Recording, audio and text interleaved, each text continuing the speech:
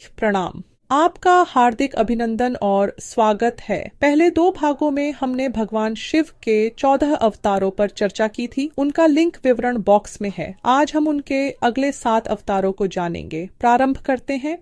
पशुपति अवतार में शिव को पशुओं के स्वामी के रूप में पूजा जाता है, जो उनके पशु साम्राज्य से संबंध दर्शाता है। यह रूप सभी जीवित प्राणियों के रक्षक और संरक्षक की भूमिका इंगित करता है। त्रिपुरांतक भगवान शिव का वह अवतार है जिसमें उन्होंने 3 राक्षसी नगरों त्रिपुरा का नाश किया। अपने वाहन नंदी पर सवार होकर और अपने दिव्य धनुष पिनाक को धारण कर शिव ने त्रिपुरासुर नामक राक्षस भाइयों का वध किया, जिससे शांति और ब्रह्मांडीय संतुलन स्थापित हुआ। इस घटना से धर्म की अधर्म पर विजय हुई और सनातन पौराणिक कथाओं में शिव जी के दिव्य हस्तक्षेप के महत्व का प्रतीक उजागर हुआ।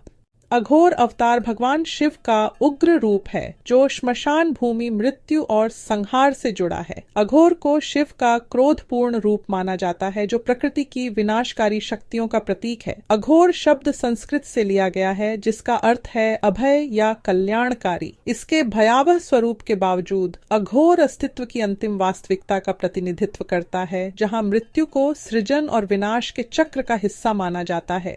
संत शिलाद ने भगवान शिव से अमर संतान की प्रार्थना की। प्रार्थना के उत्तर में भगवान शिव ने नंदी के रूप में अवतार लिया और शिलाद के पुत्र के रूप में जन्म लिया। नंदी भगवान शिव के निवास कैलाश पर्वत के द्वारपाल हैं और उन्हें शिव का वाहन माना जाता है। भगवान शिव ने पिपलाद के रूप में अवतार लिया और ऋषि दधीचि के घर जन्म लिया। कहा जाता है कि शनि की प्रतिकूल स्थिति के कारण ऋषि को अपना शरीर अल्प आयु में छोड़ना पड़ा था। पिपलाद तब केवल एक शिशु ही थे। बड़े होने पर इसके उत्तर में पिपलाद ने शनि को श्राप दिया, जिसके कारण शनि अपने आकाशीय स्थान से गिर गए। अंततः पिपलाद ने शनि को क्षमा कर दिया, इस शर्त पर कि वह 16 वर्ष से कम उम्र वालों को पीड़ा नहीं देंगे। इसलिए पिपलाद रूप की पूजा शनि दोष को दूर करने में सहायक मानी जाती है। सुनतंतर्क अवतार में भगवान शिव ने देवी पार्वती का हाथ मांगने हेतु हिमालय से संपर्क किया। एक घुमंतु नर्तक के वेश में शिव डमरू लेकर हिमालय के निवास पर पहुंचे और नटराज नृत्य किया। जब हिमालय ने भिक्षा मांगने के लिए आग्रह किया तो शिव ने पार्वती मांग ली, जिससे हिमालय क्रोधित हो गए। बाद में अपने वेश में आकर शिव ने पार्वती को अपनी असली पहचान बताई और चले गए। इस रहस्योद्घाटन ने हिमालय और उनके मंत्री को दिव्य अंतर्दृष्टि दी, जिसके बाद उन्होंने पार्वती को विवाह हेतु शिव को समर्पित कर दिया।